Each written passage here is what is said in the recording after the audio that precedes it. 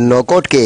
Main Farooq आज़म चौक पर शान मुस्तफ़ा सल्लल्लाहु अलैहि वआलिहि वसल्लम व खलीफा बिला फसल सैयदना अबू बकर सद्दीक रज़ी अल्लाह ताला अन्हु कॉन्फ्रेंस मुकर्रर की गई, जिसमें मरकज़ी रहनुमा अहले सुन्नत व जमायत मौलाना ताज मोहम्मद हनफी, अब्दुल्ला सिंधी, मोहम्मद खान माविया और दीगर उलमा किराम के अलावा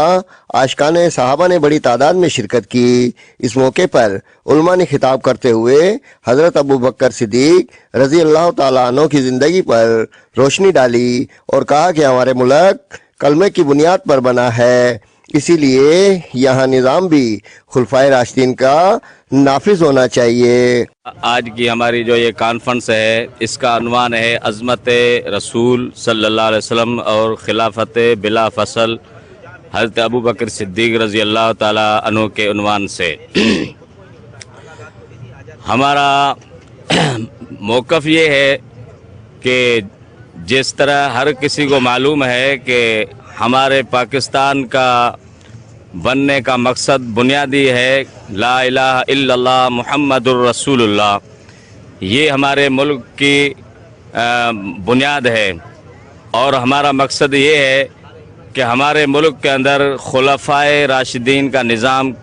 कायम किया जाए। और दूसरा हमारा मुतालबा ये है कि जिन खुलफाए राशिदीन के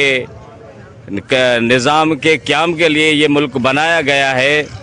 उनके निज़ाम को कायम किया जाए और उनकी इज़्ज़त और अज़मत को महफूज किया जाए हमारे मुल्क के अंदर। इस कॉन्फ्रेंस के उन्वान से हम आज ये मैसेज देना चाहते हैं कि खलीफा बिला फसल सैयदना अबू बकर सिद्दीक रज़ी अल्लाह ताला अन्हु का यौम वफ़ात 22 जमाद सानी को है, और हम वक्त हुकूमत से मुतालबा करते हैं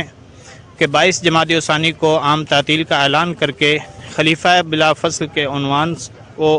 सैयदना अबू बकर सिद्दीक रज़ी अल्लाह ताला अन्हु की शान व अज़मत को उजागर किया जाए।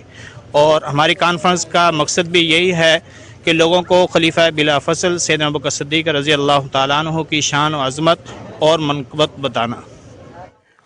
उन्होंने मजीद कहा कि जिन खुलफाए राशिदीन की अज़मत के लिए ये मुल्क बना है, उनकी अज़मत और इज़्ज़त को हमारे मुल्क में महफूज किया जाए। उन्होंने मुतालबा किया कि 22 जमादुल सानी को हुकूमत आम तातील का ऐलान करे।